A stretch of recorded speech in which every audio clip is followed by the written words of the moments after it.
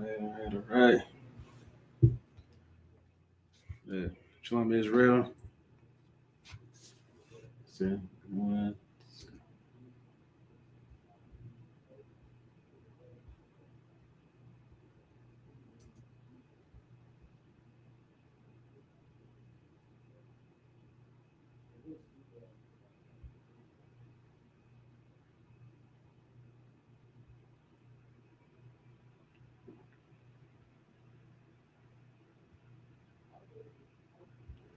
All right. Well, Shalom Israel. You know what I'm saying? Give me 1 second. Share like in class.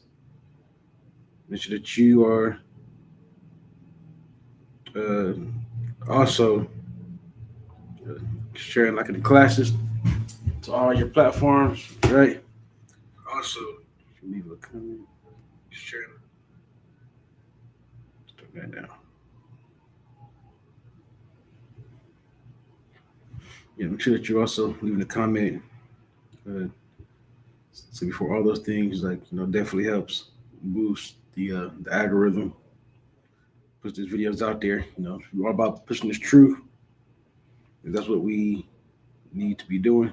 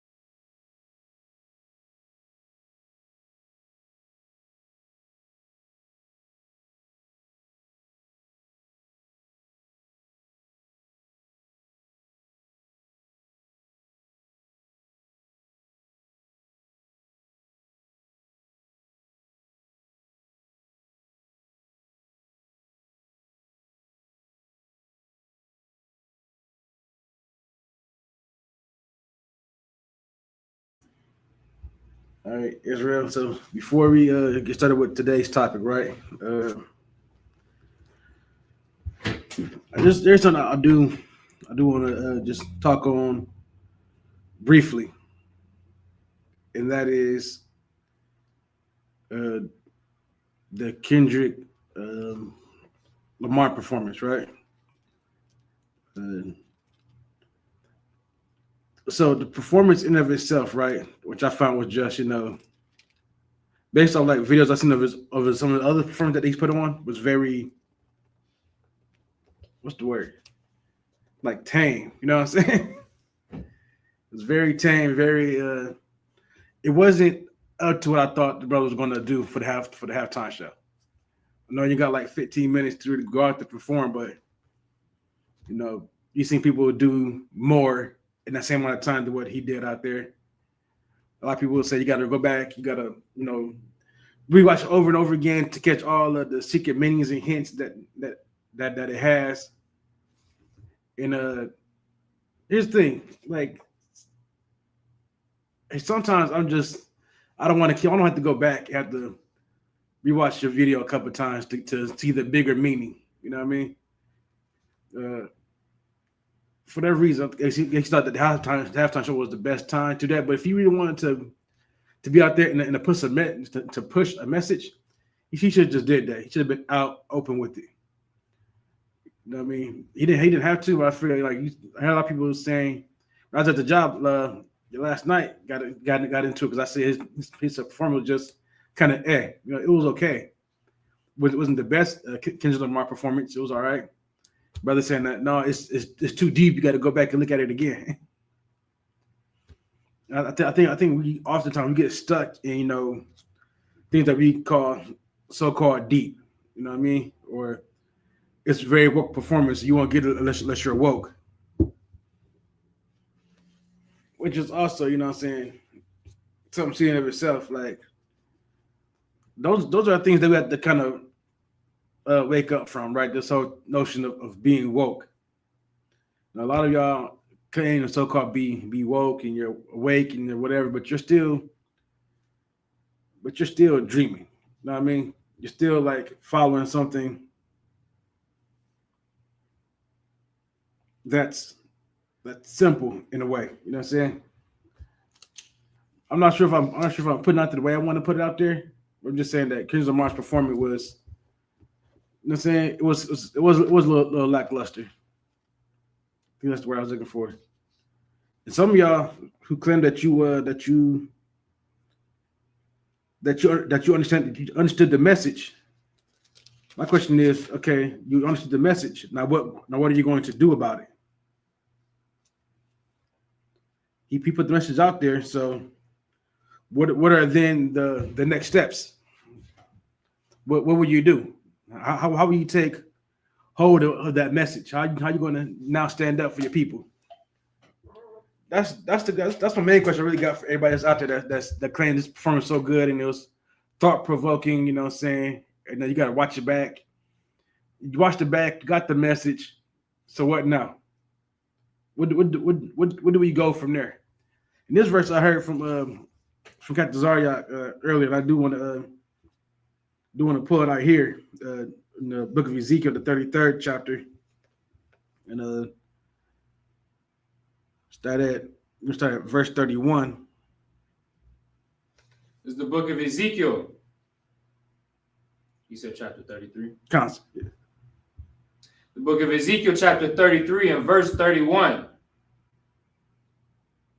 And they come unto thee as the people cometh, and they sit before thee as my people, and they hear thy words, but they will not do them. Right. So the Bible says you come before thee, you hear the word, but you would not do them. So right now, I'm taking this off of us as priests for example, and using it towards Kendrick Lamar for right now. So you went to the Super Bowl, watched it there live. You were at home, you watched it there at your crib or at the bar, wherever you was at, and you heard Kendrick Lamar's message. But it says what that says, but you would not do them. Continue. For with their mouth they show much love, but their heart goeth after their covetousness. Right. So with your mouth, you show a lot of love. So how many times have you seen brothers say, yeah, man, you know what I'm saying? Y'all, I see what y'all like to do. I feel what y'all like to doing. You know what I'm saying? Y'all put in the work, man. I agree with y'all. You know what I'm saying? How can I connect with y'all? It's a lot of word service. You know what I'm saying? You talk a good game, but you got to put the action behind it. A lot of y'all talk a good game. A lot of y'all hear Kendrick's message. You're not going to do it though. You're gonna say how much you love his performance, how much he did for the people with that performance, and then you're not going to do nothing. You're going to sit at home and continue doing whatever drug you're doing, see who you're sleeping with, but you're not going to put actions to word. 10 to verse 2. 32. Yes. Verse 32. And lo, thou art unto them as a very lovely song of one that hath a pleasant voice. Right. You're unto them as that has a lovely song, that one that has a pleasant voice. That's what Kendrick Lamar, that's all he is to y'all. Just somebody who's very good at rapping. That's it. That's all you care about is that Kendrick Lamar is a good rapper. That he had a good performance at the Super Bowl. That's it. You don't care about the message. Let's keep it a stack. You know what I'm saying? How many of y'all really care about the message? You know what I'm saying? A lot of y'all gonna say that you do, but then you really don't. You know what I mean? Continue. And can play well on an instrument, for they hear thy words, but they do them not. Right. So Kendrick Lamar can get on a very good beat, rap very good on that beat. You know what I'm saying? You can hear many of so-called conscious rappers can make a good beat or talk to somebody who make them a fire beat, put all the messages they want in the songs, but you would not do them. Hey, you know what's funny about that? Just this precept here just reminds me of when Andre 3000 said, "Y'all don't want to hear me, y'all just want to dance." Right. Because really this analogy is perfect because, like, just I know we're talking about the music right now, but like even on that song, "Hey Ya," that song really in the song that you should be dancing to. Right. You know what I mean? The song is true. damn near about like a heartbreak. You know what I mean? But it just goes to show you just the mindset of our people, you know, and the way that I mean, of course, this scripture is talking about us not listening to the Most High. Like the words sound good, but we just, you know, we don't really care about what's being said. We just want to vibe to it, right? And get out of it. You know what I mean? And that's the same thing. Like you making that comparison to with Kendrick Lamar, because a lot of people saying, "Oh, it was so deep. It was so deep what he brought out," and you know, all these breakdowns. But they're gonna continue, probably while they're rolling up a blunt, they're talking about. Right. Exactly. They're not gonna come together. They're not gonna unify. They're not gonna stop being the stereotype, which is what was pointed out in that performance. They're not gonna stop. It's just it's gonna be business as usual. So it's a lot more. So no, thought for that, sir. No, that's exactly it. Like I said, that's why I wanted to use that scripture kind of to show the people, you know, like Kat said in the Car Chronicles, you know what I'm saying? As I'm repeat now, as I felt, you know, after kind of watching it. Like I said, the performance was good. It wasn't a bad performance at all. But I did feel like for Kendrick Lamar performance, it was lackluster. And for the message that was in there, everything like that, it was okay. But I know a lot of y'all don't really care about the message, or you care about talking about the message. It's good. It's good to talk about things. That's all you have to do. All you do is talk, have a conversation. But then it's different. It's different to put action to words, right? It's different. Once now you got to actually do what was said. Now you got to actually come together and be a people, and that a lot of y'all just won't do. Y'all won't put action to the words. You won't do it. So much as y'all claim it was deep and this and that, much as y'all want to look to Kendrick Lamar as being, you know, this brother that's high up there, you know what I'm saying? Like I said, I like Kendrick Lamar music. I do. No, so I definitely like his music. I listen to him a lot. But that doesn't change the fact that where we are as a people, you know what I mean? Means absolutely nothing if you don't take heed to what the message was and then do that. But with that, like I said, I just want to get on that for a minute. So we're going to jump into today's topic, which is, do we still have to follow the law? Right? And that's something that people battle with us a lot, and it's keeping the law. And a lot of people say that we can't keep the law because we're not in the land of Egypt. We're not in the land of Israel, so we can't keep the law. But I don't remember the Most High saying that you have to be in the land of Israel to keep the law. You have to show me where it said where the Most High said you have to only obey the laws in Israel. So I'll be willing to wait, you know, see for you to bring it out. And for you to show me. We can go to Deuteronomy the 28th chapter. Just real quick. I sent some precepts to messenger too. Come on. Deuteronomy 28 and what? See.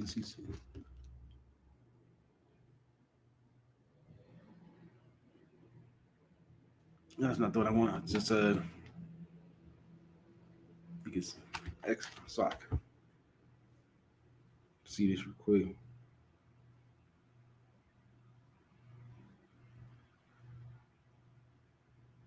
We just started at verse 1. Deuteronomy 28 and 1. Counts. It's the book of Deuteronomy, chapter 28 and verse 1. And it shall come to pass, if thou shalt hearken diligently unto the voice of the Most High thy God, to observe and to do all his commandments which I command thee this day, that the Most High thy God will set thee on high above all nations of the earth. Right. So Most High said, "You shall hearken diligently unto the voice of thy God to observe to do all His commandments." Right.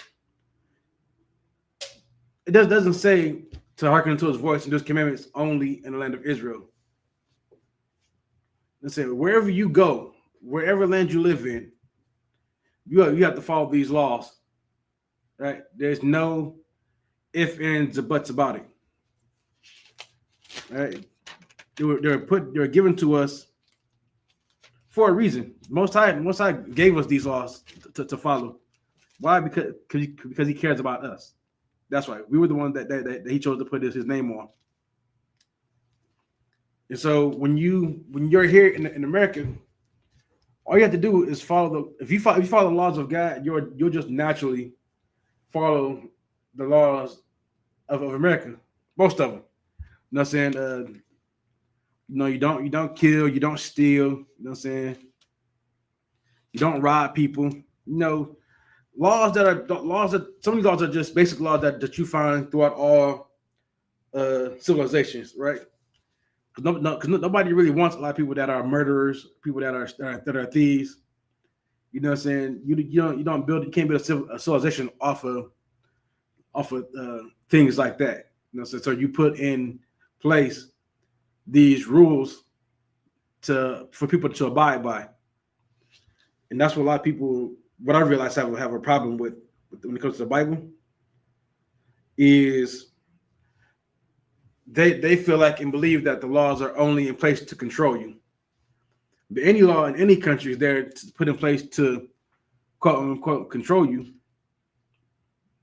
Because if you were to listen to your base nature, you will do many of evil things. I watched the video earlier on an anime, kind of side note, but it's gonna tie back in. Now this video was like a video essay on this anime called Hunter x Hunter, and talking about the main character who's on a journey to find his father, but he's going to become a hunter on the way there. And this character is presented in a way where you're supposed to root for him, but all his actions are actions of selfishness and the only way he can accomplish the well-beings of his friends be damned. I mean, if his friends get hurt on the way to him accomplishing his goals, so be it. If they put their life on the line for him like that, he doesn't care. And we're led to believe throughout the story that this is the way that you should be, but the story is telling you that this character is very, very selfish, and he lives by a way with this called a person like he's supposed to be like Tarzan. Tarzan grew up with the apes, so he only knew the ways of apes. This person only knew on a small island how to live with nature. I don't know if you ever saw like Animal Planet, Animal Kingdom, watch videos of nature out there, or just watched it yourself out in public. Just watch some ants or spiders or something, how they deal with each other. Some of these animals are very cruel, and their only desire is their next meal, or completely maiming another creature for no reason other than they can. A lion will see a hyena, and it will maim the hyena so it can't walk, so it can just lay there and bleed out to death. An orca will find a seal, bite it, and then throw it up in the air out the water as high as it can. Or it'll find a great white shark and just bite the shark and let the shark just bleed out. No reason other than it can. That's where a lot of y'all will fall if y'all were just to say, well, we don't need laws and rules to live by. When you actually do. It's for your own benefit as well as the benefit of others.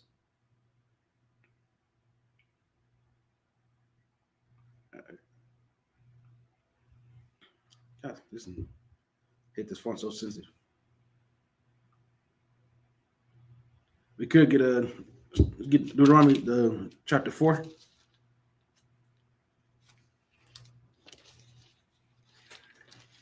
Start at verse 5. This is the book of Deuteronomy chapter 4 and verse 5. Behold, I have taught you statutes and judgments even as the Lord my God commanded me, that ye should do so in the land whither ye go to possess it. Right. This is what I was looking for earlier before 28. So wherever you go to possess it, you know what I'm saying, you're going to do as the Most High says. In this case, this is where we're going in to get our land of Israel, right? Remember, they've already been out in the wilderness, for 40 years. So wherever you're going to possess it, that's where you'll keep the law. Now, we're here in America, so as we're here in America, you're still going to keep the law, right? Most High's giving us these statutes and commandments to keep them. Continue. Verse 6. Keep therefore and do them, for this is your wisdom and your understanding in the sight of the nations. Right. So once I said keep them and do them, for this is your wisdom and understanding in the sight of the nations. So a lot of people don't realize that when you're out and about, right? How you act, how you carry yourself is how they feel like your whole people carry themselves, right? It's why as people, when somebody goes out and acts a fool, the whole thing last year they had the sisters that were going to the airport in the bonnets and like almost like in the pajamas, like the small top with like the booty shorts on. They're going out to the airport, and you're like, hey, put some clothes on, look presentable.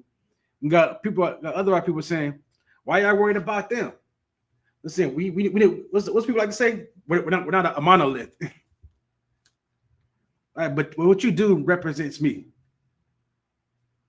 All right, when people see you, when people see how a black woman acts, they feel like that's how the black man acts as well. But this is how a black man act crazy. They feel like that's how black women act as well.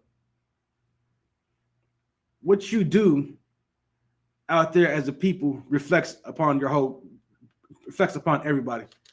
Listen, we already know when a mass shooting happens, what do we say? With some crazy white man. And we look at white people as crazy and as mass shooters, because why? Because the majority of the mass shooters have been what? Been white men. And so now there's that stigma, there's that thing that's on them, that we all know them for being people who will go out and just mass unalivings for no reason, other because they can. So how you carry yourself is absolutely crucial to how you see how you're being seen. And when you keep the commandments, right, and you do them, you understand, you do them, the other nations will see that, and they'll see how they'll see and notice how you carry yourself. Right, keep going. Middle of verse 6. For this is your wisdom and your understanding in the sight of the nations, which shall hear all these statutes, and say, surely this great nation is a wise and understanding people. Right. So they're going to hear this, right? They're going to be amazed about how we move. They're going to be amazed at how we deal with each other. Then like most people, they're going to inquire, why is that?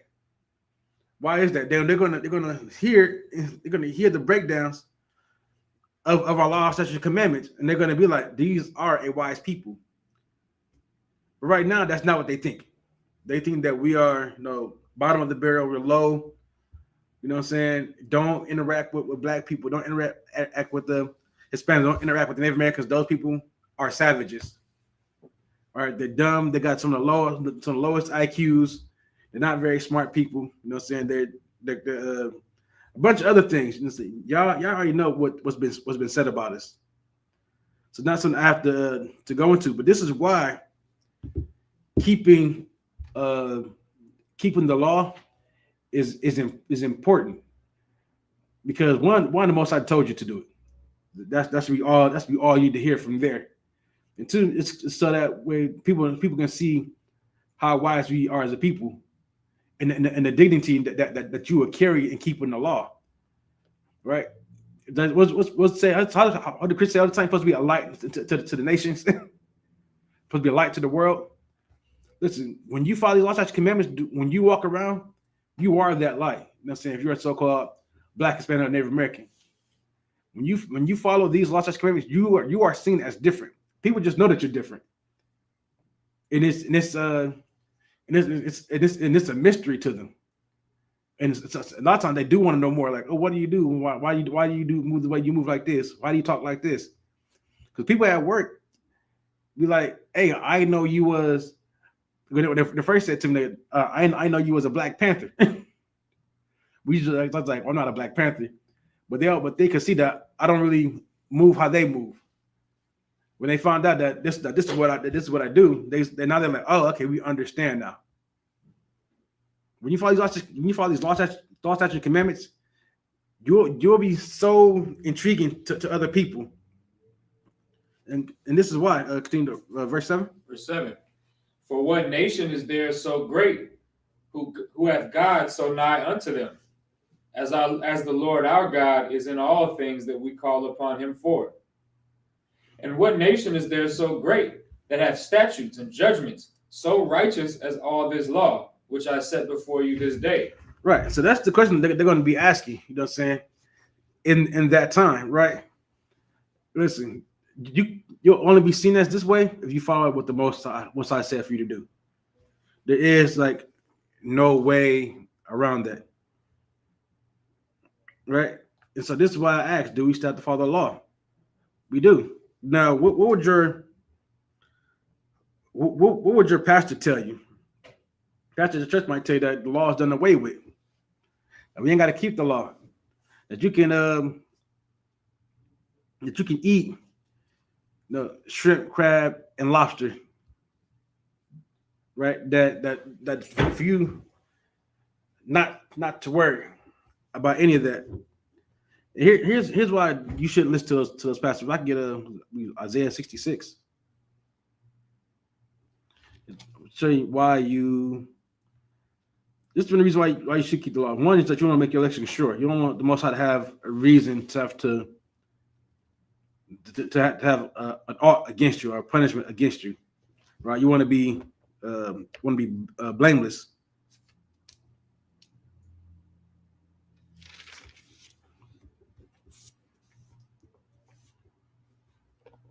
What verse?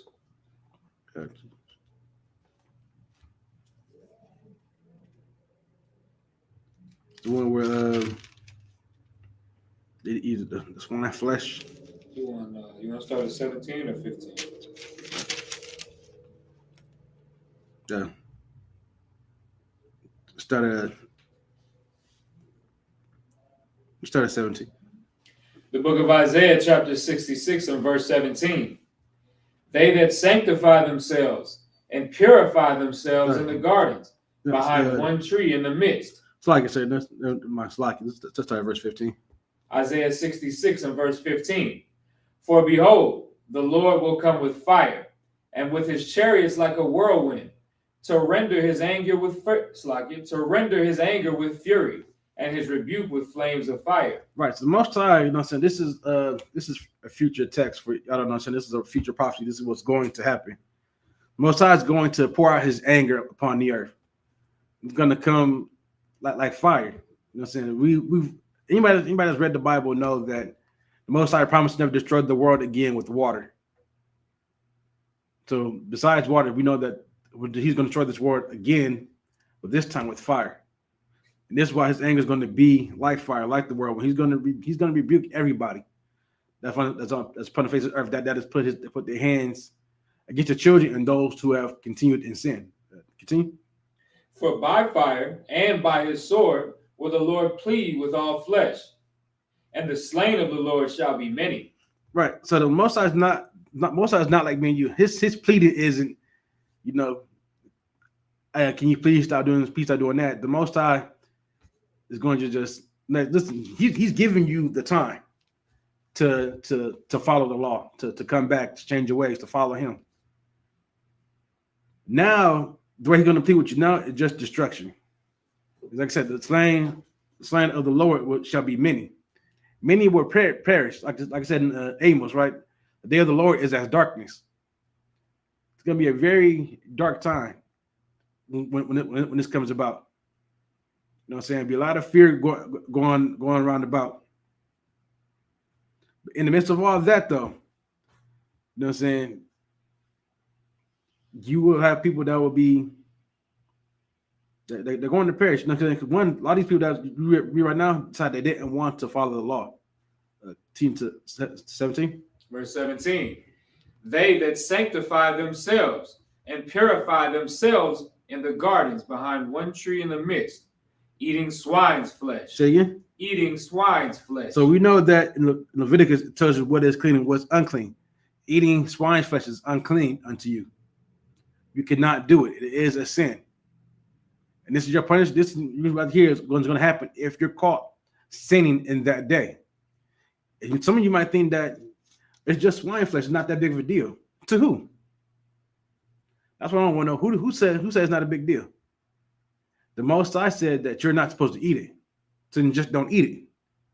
But since you want to disobey the Most High, you still want to eat it. When you're caught on that day eating swine's flesh, continue. And the abomination and the mouse shall be consumed together, saith the Lord. Right. You're going to perish in that day. That's what's going to happen. You're going to be at church, you know what I'm saying, on that Sunday, right? After you praised and worship, and gave the last penny of your money to the pastor, and y'all go back to the kitchen back there, and you're going to pass out food to everybody, and you're sitting there, you're smiling, you're having a good old time, you're eating your pork chops and whatever else, you're eating some shrimp, crab, and lobster that you might have brought to the church that day. And on that day is when the Lord sends Christ back, and then this world is consumed by nuclear fire. When this country is destroyed by way of nuclear holocaust. That is what's coming, right? It said that you should your mouth and tongue, with fervent heat. No, fervent is very, very hot. Your eyes are going to melt. You know what I'm saying? Your tongue is going to melt in your mouth. Your bones are going to just melt off your body. You're going to be sitting eating your swine's flesh. In the midst of you eating that pork, in the midst of you eating the shrimp, you're out with family, is the day that you perish. Constant. And so, like, just to your point, right, where a lot of people will make the excuse, well, why would God care so much about what I eat? And like you said, I think you said that they make the statement, it's not that big of a deal if I eat this pork. And like you said, to who? Because to you think it's not a big deal, but the Most High is not like us. The scriptures say that the Most High is not going to meet us as a man. It says that our ways are not his ways. So trying to justify what you think is right, well, a lot of people think a lot of things are right. That doesn't mean they're right. Right. And you would think something as small as swine, you calling it small, but to the Lord it's a big enough deal that he mentions it multiple times in the scriptures. You think it's small that the scriptures, that the Most High put it in his law not to bald your head or to get that line up or to shave your beard off. You think that's a small thing, but the Lord saw fit for that thing to be written in a book that is the most famous book on earth that everybody has. So right. He saw fit for it to be in there. Who the hell are you to say, oh, well, that's not really that big of a deal? God decided to put this thing in the book. It's a reason why it's in there. Right. Concept, the order for that, like I said, like who you to decide it? You know what I'm saying? Like a lot of people, like I said, a lot of people think that they're right, but in times you're not. You know what I'm saying? A lot of people, the world agrees that what Hitler did wasn't right, but in his mind, he thought he was right. Right. You know what I'm saying? There are people who do evil things because they think that they're right. That doesn't mean that. Constant. So, like, and I apologize for cutting in, but I was talking about that yesterday. Morality in the eyes of the world is subjective. Like my personal morality might be 100% different than somebody else's personal morality, which is a perfect reason and example as to why we need the Bible, because the Bible says, forget what you think morality is, because like you said, Hitler thought morality was exterminating the Jews, right? Yeah. The KKK thinks morality is exterminating the Jews and the black people and the Mexicans, because those people don't deserve to live. They're evil. That's what they believed about us. If we went by their morality, we'd all be dead. So The most important reason why we need the scriptures is because instead of us relying on our own thoughts and feelings and our own morals, the Bible outlines these morals for us. So now we ain't got to do no thinking. The Lord say eating swine is wrong. It's wrong. So much so that we just read that he's going to put you to death for it if you're still doing it when Christ returns. And so we just follow that and everything will be all right. Which the answer to your question for the title of this class is, do we still have to keep the law? Hell yeah, we still got to keep the law. Unless you want to end up like these cats in the last time. Sir. The water for that, sir. Yeah, exactly. No, saying you, yeah, sir. Yeah, we're like I said, the title. You know, saying was some people might ask, but it's definitely rhetorical, meaning that you still have to keep the law. You know, what I'm saying Bible makes that abundantly clear that saying that you have to live by these law, statutes, commandments, right? And if you do, listen, there are people who live by this law, right, and have been known to do some of the most miraculous things, or just not even meet death the same way others meet death.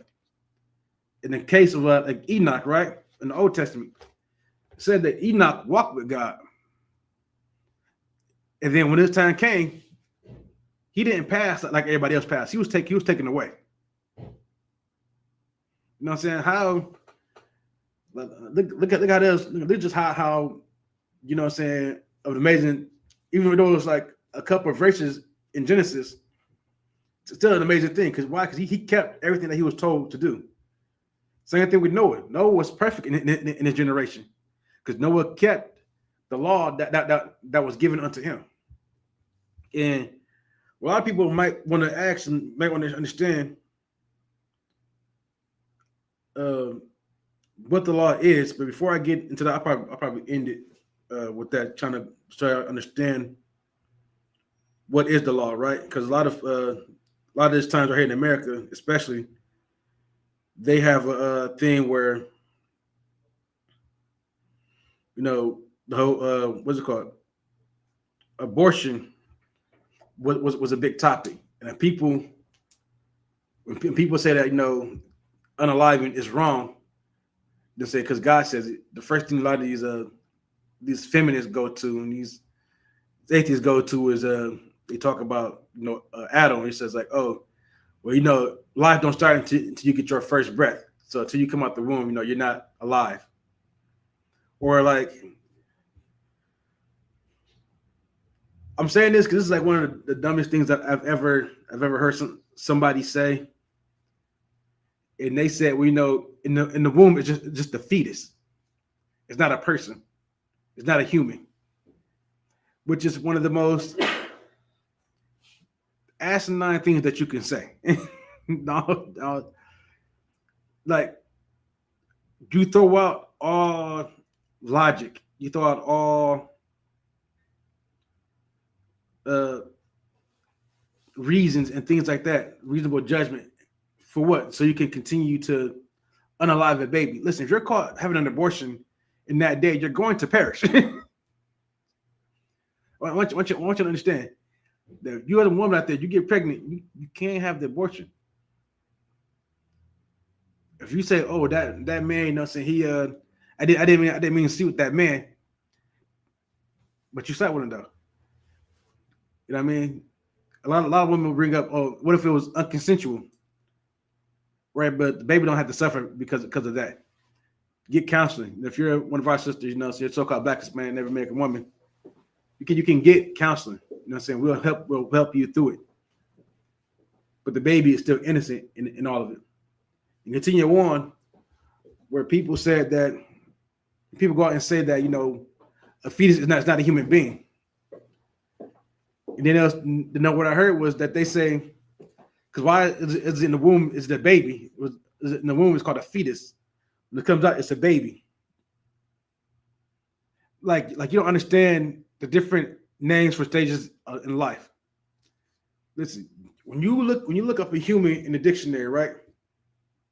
Or you look it up in the what is for species, what's it called? Homo sapien? What's it called? That baby in that woman's womb is a Homo sapien, right? Giving y'all the the scientific term, right? Just because it doesn't look like what you look like now does not mean anything. Who's ever seen frogs? You ever seen frogs give birth? You see a bunch of what we call tadpoles. Now, let's say that frog is a poison dart frog, right? You see the tadpole. It's going to grow up, it change and become a poison dart frog. All it is one stage of life progressing into the next stage of life. You go from, what is it, fetus to baby to toddler, to child to teen to adult to senior to elder. Right. You know what I'm saying? The way that some of y'all out here try to explain it, it's almost as if once you're done with adulthood, so-called, and you reach a certain age, you should be unalive because now somebody has to take care of you again. Now you're like a baby when you become a senior citizen, you become an elder. The logic that a lot of people use just doesn't hold up to scrutiny. Well, like I said, we're gonna come back to that in a minute, explain what the breath of life is. But our people really do want to serve the Most High, right? They really do. They feel like they want to, especially those who are in the Christian church, who say that they're all about God, because there's no more people that are more about the Most High, more about serving God than blacks and Hispanics and natives. Nobody else. We will completely abandon everything else about our people in order to serve that white Jesus. I'm not making it up. That's just how it is. Our people will do anything and everything to serve the white Jesus. This is the book of Romans, chapter 10 and verse 2. For I bear them record that they have a zeal of God, but not according to knowledge. So a lot of people, they feel like they want to serve the Most High, right? But they're not doing it in the correct way. Why? Because you were taught your whole life in the Christian church or wherever else that you grew up in on what it means to serve God. You think that, going to church means giving the church your last penny. You know what I'm saying? That you think serving the Most High is giving the pastor all your money. You know what I'm saying? I always thought it was crazy that, when I went to New Baptist Church, I only went to that church like 2 or 3 times. Now as a teenager up in Atlanta. I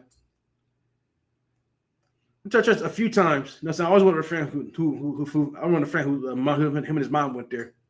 I found it amazing that as you're passing through these towns that you would call the ghetto, you just come across this huge church that's just behind all that. And then I was like, well, this church is so big and they make all this money because you got to have money to have a church this big. Where's all that money going? You know what I'm saying? You go there every day because you in your mind think that you're serving the Most High. But you're not. A lot of people have a zeal. They want to. They do. They want to serve the Most High, but you've been taught in the Christian church or some other fake Israelite group about what it is to serve the Most High, and they're wrong. You get told by people that you don't have to follow law, statutes, and commandments. You don't have to follow God, or that the laws are done away with. But I just want to know who said the laws were done away with. That's the question that I have to ask. Who said that the laws were who said that you no longer have to obey the laws? Right?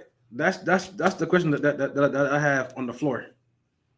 If you let me know, you show me where it says you no longer have to obey the law.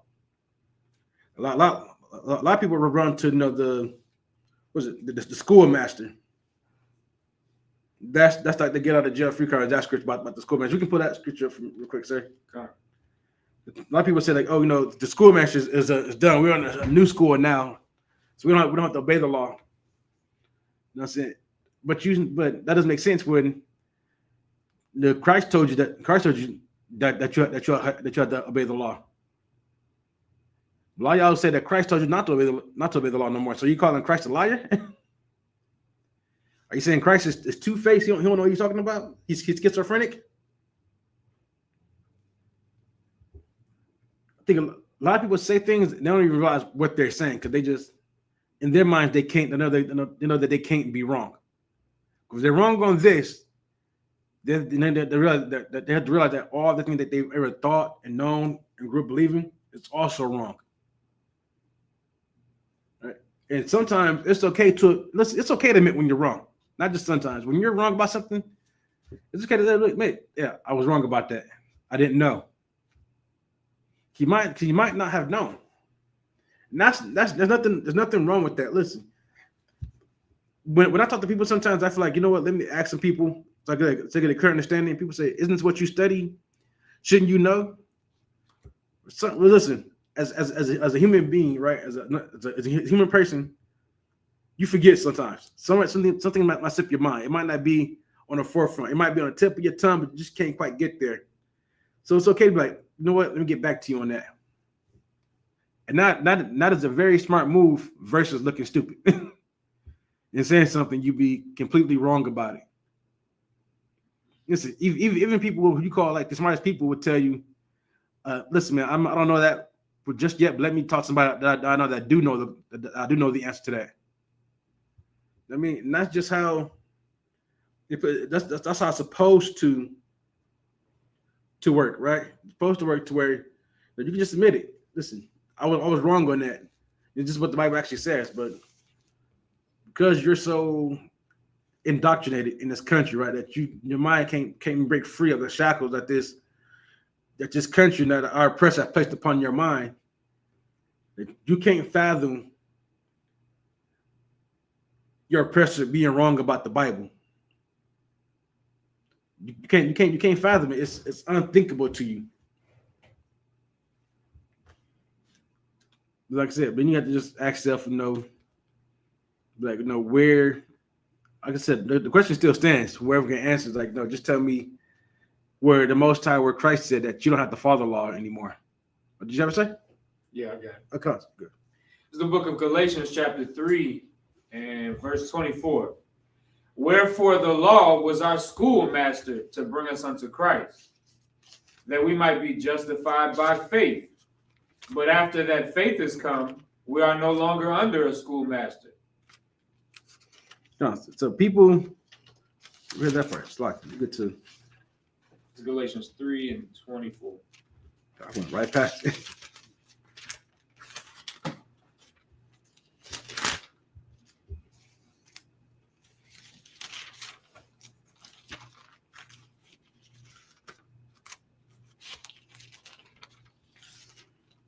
Three, two.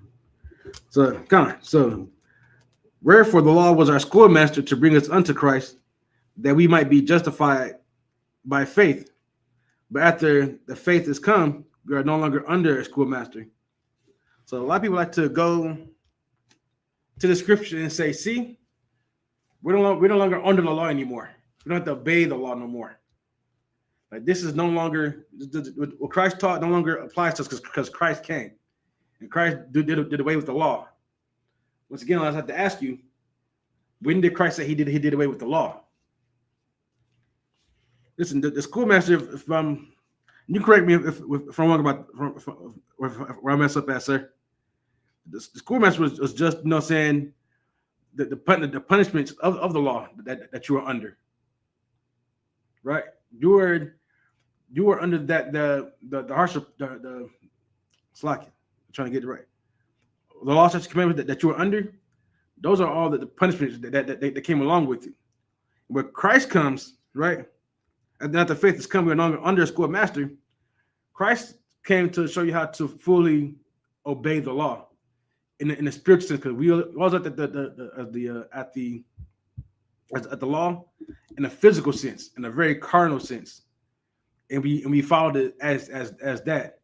Christ came to bring you the spirit behind the law, how to follow it that way. Yeah, and you're correct. Like a schoolmaster would be like a principal, like the disciplinarian of the school, in this analogy. But even the way that a Christian will try to break this down, they'll try to say, well, the law being a schoolmaster is like a teacher. and we only needed that because we didn't have Christ. But now that we have Christ, we don't need that anymore, which is not true. Because if you really look at it in that sense, we can just go with what they're saying, that the law is a teacher. So that means that the law is given to instruct us on how to be. The only thing Paul would be saying here is that because now we have the faith in Christ, now we're going to keep the law naturally because we have the faith in Christ. That's all he's saying. So whether you give the real definition or you go along with the Christian's definition, it still only means that we're going to keep the law naturally now because we have Christ. That's all that means. Constant. That's the one point I always see them run to is that verse right there. Is their main argument for why we don't have to keep the law. But let's see what Christ said about keeping the law. If I can get a Matthew's 5:17. Here's the book of Matthew, chapter 5 and verse 17. Think not that I have come to destroy the law or the prophets. I am not come to destroy, but to fulfill. All right, so Christ even said out of his own mouth that think not that he has come to destroy the law or the prophets, right? But to fulfill. And people would say that, oh, Christ did it already. He already fulfilled. When he died on the cross, that was the fulfilling. Everything is done.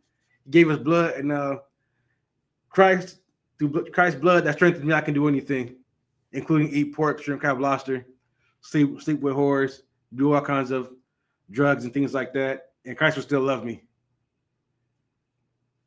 Listen, that's not why Christ died. He said right here himself, he did not come to destroy the law or the prophets. So everything that the prophets and the law said before Christ came still applies. You still have to follow. You still have to follow the law. Right? There's nothing that was changed with that. To verse 18. Verse 18. For verily I say unto you, till heaven and earth pass, one jot or one tittle shall in no wise pass from the law till all be fulfilled. Right. And the Most High said that the earth abideth forever. All right. This planet isn't going anywhere. All right. The stars say the heaven isn't going anywhere. The earth isn't going anywhere. And because the Most High said the earth abideth forever, these laws, statutes, commandments will always be here. We'll always follow these laws, statutes, and commandments.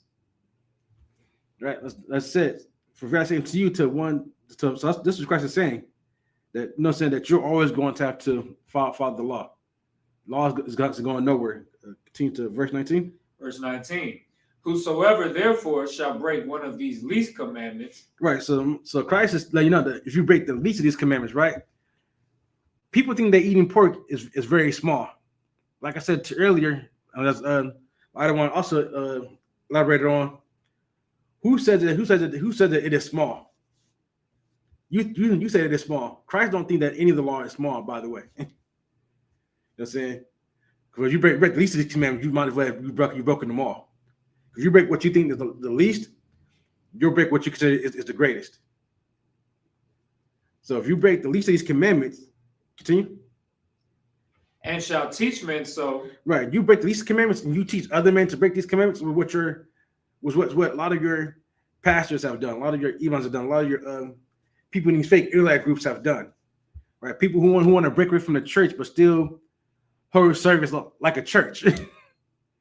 That was like something that was like odd to me when I first was looking into the truth.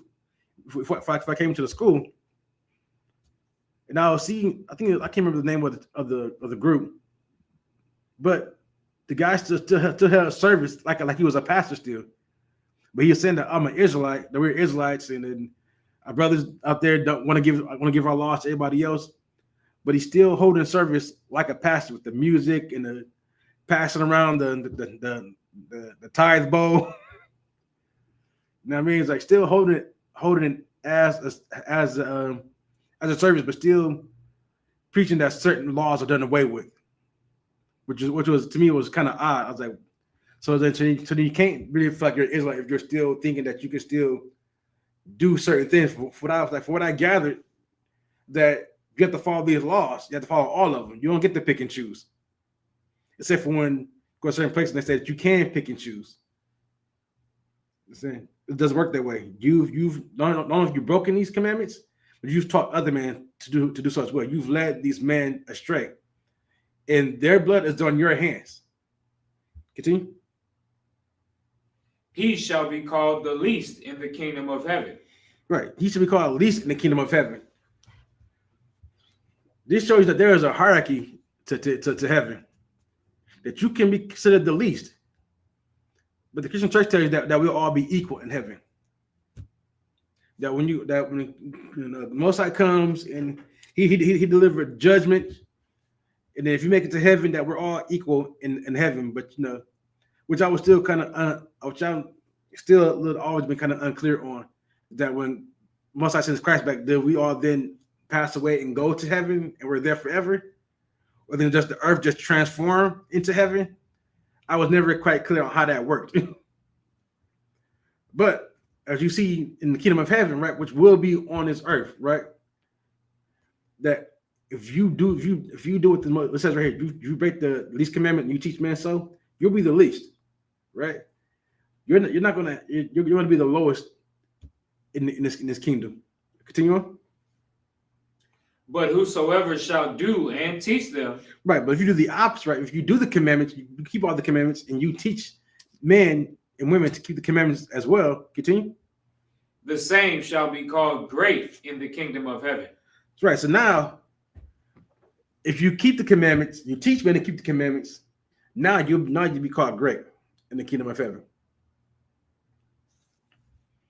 You know what I'm saying? Once again, there really isn't any equality upon the face of this earth when you look at it and you think about it, right? You know what I'm saying? You have a decision to make, right? You can either be the least in the kingdom, you can be the greatest in the kingdom, the great in the kingdom. But you can't have it both ways. You can't think that you can be out here teaching our people to sin against God and God just be okay with it. You can't think that you can continue doing what you're doing and then think that when judgment comes, that the Most High be like, you know what?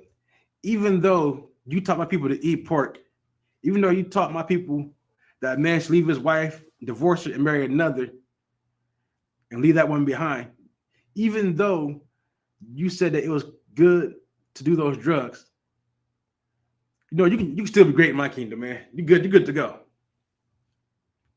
It doesn't work like that. You can't share anything that the Most High will just be like, yeah, you know what? Yeah, you right there. Up to the last minute, you were doing the wrong thing. You're eating swine's flesh. You're eating mouse. You're eating possum. Even though you knew and you read it, especially if you're a pastor, you went to theologian school or to you went through the whole process of being what do they call it in Catholicism, in the Catholic Church? What do they call it? Some of the people that are ordained to teach. Yeah, I can't recall the name of it. Okay, well, you're like a father or a ordained priest in the Catholic Church. I can't recall the name of them, but you know what I'm saying. But even though they've done their dirty deeds, you know what I'm saying. You've touched upon those little boys, you know what I'm saying, and you done such horrible acts. How can you think that if you continue to do these things up until Christ returns? Now remember, you don't know when Christ is coming back. None of us do. It could be tomorrow, right? It could be 2 hours from now, for all you know. As a matter of fact, when I finish this class, I can walk out that door and Christ be coming right back then and there. So you don't know when that time has come. Just know that if you're continuing in that sin that you're on, that the Most High will destroy you for it.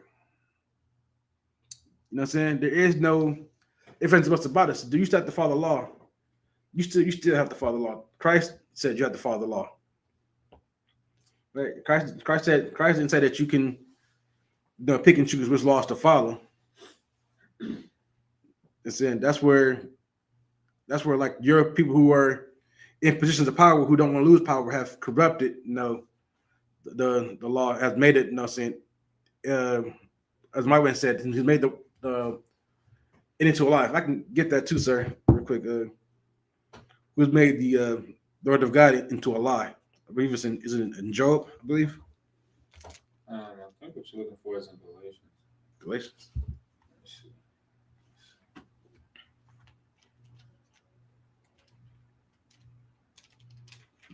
That's in the book of Romans. Romans.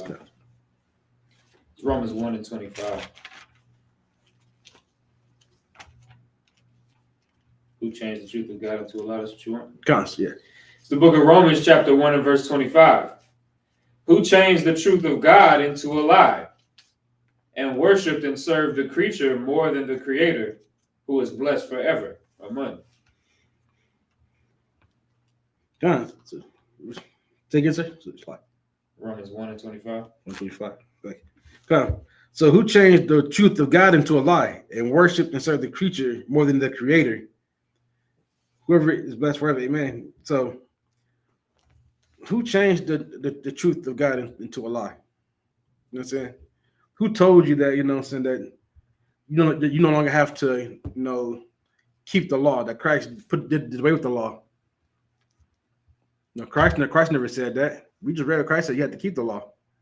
That if you didn't keep it, you taught man not to keep it, that you'll be the least in the kingdom of heaven. We just read that. You know what I'm saying? But there's a group of people out here that are very wicked that have changed the truth of the Most High into a lie.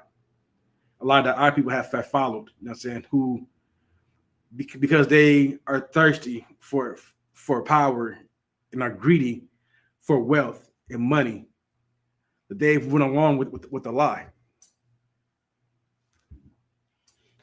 Our people have been, to take the saying from Martin Luther King, right? Our people have been led into a burning building, into a burning house. Listen, you don't have to stay in the burning house. Understand? You don't have to be there. You can leave. Right? But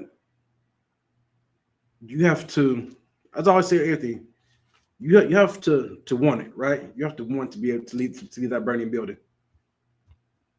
Our people were led there. The Most High, what the Most High saying? He's like, you know what I'm saying? His hand can reach down like if the Most High is reaching out for him to save you. Why don't you take a hold of the Most High's hand? You know what I'm saying? Let him pull you out the burning fire. If you're listening to this class right now, that's what the Most High is doing. He's trying to pull you out of the burning fire, out of the burning house. But you gotta, you know what I'm saying? But you gotta want to take hold of the hand, or you can stay there. But here's my thing: like I would want you to save yourself. I would want you to also be great in the kingdom of heaven. I want all Israel to be great in the kingdom of heaven. I don't want anybody to be the least. That's what I pray. I pray for every Israelite to be great in the kingdom of heaven. That's what I pray for. I don't think y'all should want to be the least in the kingdom of heaven. That's just, you know what I'm saying? That's how I feel about it, at least. Well, I could, so can I get a 1 John 2 and 3? This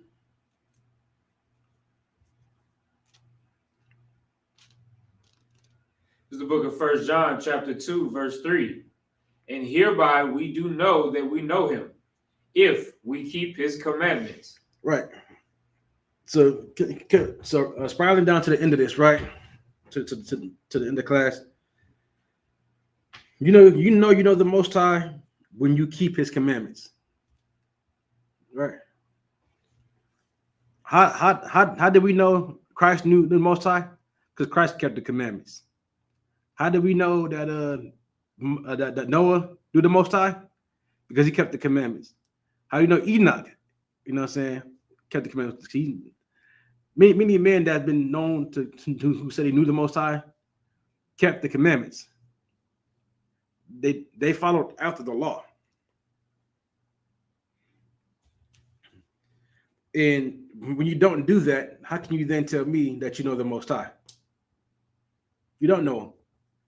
Christ said, in that day, you should come to Christ and you'll tell him how much you did all these beautiful works. You You did the food drive. You know what I'm saying? You fed the homeless. You know what I'm saying? You clothed the homeless.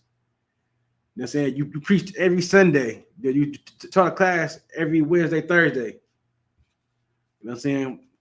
You went and you spoke out in front of Congress because you think because abortion is wrong. They should have no abortions. You do all these things, right? But then you're still sinning. And when Christ comes, he's going to say, "Depart from me. I never knew you." Why? Because you never knew. How can you know Christ if you don't know the Most High? Christ kept the commandments. But then you're out here lying on Christ's name that you don't have to keep the commandments. You don't work like that. 15 verse 4. He that saith, I know him, and keepeth not his commandments, is a liar. Right. He that saith, I know him, and keepeth not the commandments, is a liar. Right. That's outside the book of the Bible, man. If you say that you love the Most High, you know him, you're a liar. That's why Christ told you to depart from him. He said that you know him, but you don't know him. In his eyes, you're a liar. Continue. And the truth is not in him. But whoso keepeth his word, in him verily is the love of God perfected. Hereby know we that we are in him. Right. You keep the word, you know, the love of God is perfected in you. It is very important that you keep, you know what I'm saying, these laws, statutes, and commandments. Right? It's very, very important that you obey the Most High. Most High only knows that you love him if you obey him. Christ only knows that you love him if you obey him. If you're a friend of Christ, then you will obey Christ if you were his friend. But if you don't want to follow what Christ said you're supposed to follow him, how can you say that you love Christ? You don't. It's like a man, right? That's abusive towards this woman. But he tells her he loves her every day, but he puts his hands on her. You know what I'm saying? She say one small thing and he's throwing a whole fit, smashing plates and breaking bottles and putting his hands on her. But he tells her, "But baby, I love you." He can go in there and run a bath with some Epsom salt. I'm sorry, baby, but you know I love you though, right? How is that love? How is that man showing that woman love? He isn't. He hates that woman. He's lying to her all the time. What's it called these days? He's gaslighting her. Listen, you can't gaslight the Most High. All right, you can't tell the Most High that you love him and everything like that, but then you don't obey his words. The Most High is not silly like us. All right, you gotta remember the Most High. You know what I'm saying? He's not a man like us. He sees everything that you do wrong. You can't hide your iniquity. You can't hide your sin from him. It's impossible. So when Christ comes, you're just lying to yourself. You gas on yourself and thinking that you can do evil things and still think Christ will accept you when the time comes when he returns. It's not going to happen. Okay, get a 1 John 5:3. The book of 1 John chapter 5 and verse 3. For this is the love of God. Right. This is the love of God. This is how you show and prove that you love God. See? That we keep his commandments. That we keep his commandments. That's it. You know, a lot of Christians will tell you that you don't have to keep the commandments that Christ gave, but this just said that you have to keep God's commandments. So which one is it? Do you keep Christ's commandments? Do you keep God's commandments? You see, when people talk about there's contradictions in the Bible, it's because there is no contradiction in the Bible. There's contradictions in Christianity. Right. Right? Because you can't then say on one hand that you have to keep Christ's commandments, but then we read right here in 1 John 5:3 that we have to, before we love God, we keep his commandments. So then which one am I supposed to keep? Do I keep Christ's commandments? Do I keep God's commandments? According to the Christian church, you're supposed to keep Christ's commandments. The Christian church said that. Christian church says all you have to do is, saying which is what Christ says, to love the Most High as with all your heart, and treat your brother as thyself. That's what the Christian church says. That's all you have to do these days in order to keep the commandments. That's the only commandment that you have to keep. But then my question would be, how has the Christian church showed that they love their brother? I mean, I'm gonna need some solid examples, man, because I've seen multiple ways where they hate you. Listen, the one that sticks out to me, that stuck at me for a long time now, has been that sister. I was going to a church in Alabama. An older sister. She's going to this church for 30 plus years. When she gets sick and end up in the hospital, and she was on there for I think she was in the hospital for like 2 or 3 months. Because she wasn't there to pay her tithes, the church sent her a letter saying that she's no longer in the church because she wasn't there to pay her tithes. How is that loving thy brother as thyself? You are giving the form of Christian that you have by your oppressor, but your oppressor enslaved you. He took you away from your culture. And saying he beat you, then he told you that he told you that if you're good, right, and you're good on earth, then you too can go to heaven. You just have to be a good slave.